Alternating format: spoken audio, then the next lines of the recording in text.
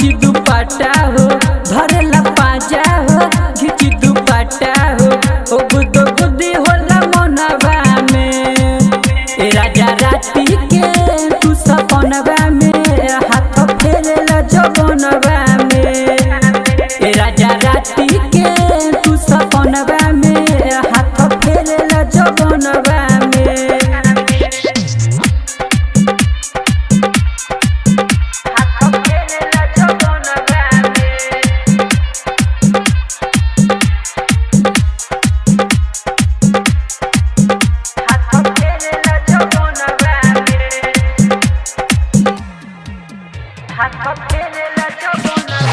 रोजो आके धरका के कहाँ चल जाला कहाँ चल जाला कहाँ चल जाला पाजा में जब धरी कहाँ फिसल जाला कहाँ फिसल जाला कहाँ फिसल जाला रोजो आके धरका के कहाँ चल जाला कहाँ चल जाला पाजा में जब धरी कहाँ फिसल जाला सारी सारी रात रहेला तू तब हमारा मनवा में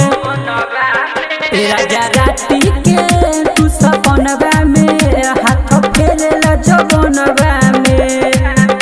राजा राती के तू सपनवा में हाथ फेरेला जबनवा में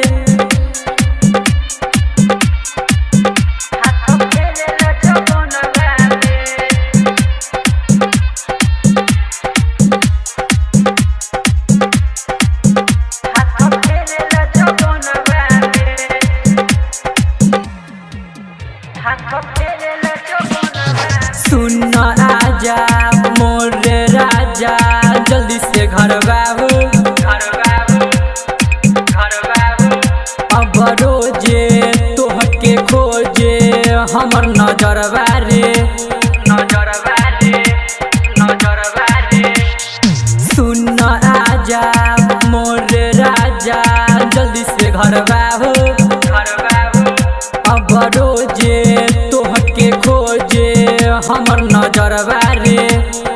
दीपक विपिन हो उठेला लहरिया बपूर समनवा में राजा राती के तू सपनवा में